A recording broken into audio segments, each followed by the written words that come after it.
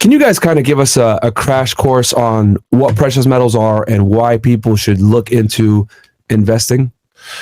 Well, I mean, investing in general? Or in precious metals. In precious metals, okay. Compared to other, and we could go ahead and go compared to other asset classes after. Yeah. Well, I think it is. I always talk about diversification. Yeah. And beginning of your show, you talk about you're on multiple platforms because there's censorship or there's things that can happen on one platform. I have a lot of experience with influencers on YouTube, and YouTube demonetized people, and that's basically how Rumble came about. Yeah.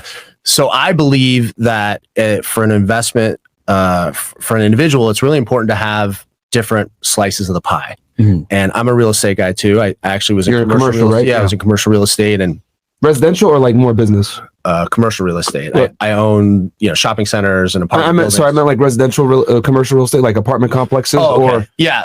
So actually, all commercial it would be considered apartments. Yeah. So everything 5 units and up. For everything 5 units up. Okay. Yeah, I haven't done anything smaller than 5 units because there's some benefits to that. But for what I do, it's larger buildings. So I have that. I have stocks. I have crypto. I have the whole thing. But when you look at the world today, and you look at the dollar losing so much value, and you look at inflation and how much things cost.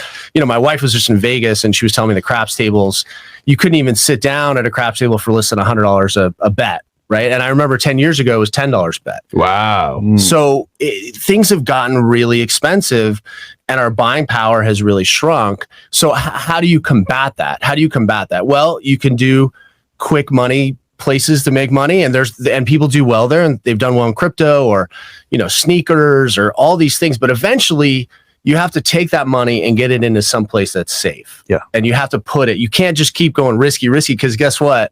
It's going to catch up with you. Yeah. Pigs get slaughtered. So that's why I believe that having some precious metals and it's been proven. I mean, if you look at the value, I mean, this year gold's up almost 17%. If you go back to, during the pandemic, gold was sitting at about 1,400. We're sitting at over 2,400 today in 4 years. So it's just another thing that you should have to protect yourself.